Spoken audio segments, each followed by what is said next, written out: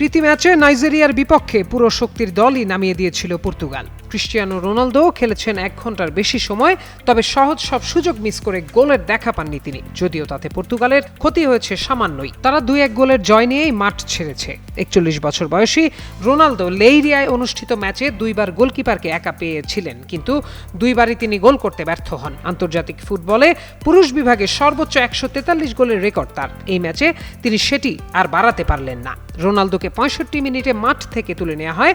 পর্তুগালের শুরুর একাদশের অন্য সবার চেয়ে তিনি সবচেয়ে বেশি সময় মাঠে ছিলেন। এটি বিশ্বকাপে রোনালদোর 6ষ্ঠ অংশগ্রহণ হবে।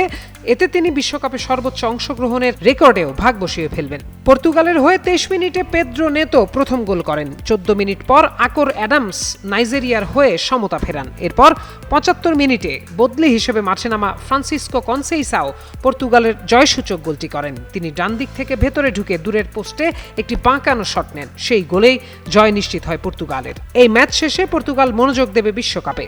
সেখানে দলটি কে গ্রুপে আছে। তাদের সঙ্গে আছে কঙ্গো, উজবেকিস্তান এবং কলম্বিয়া।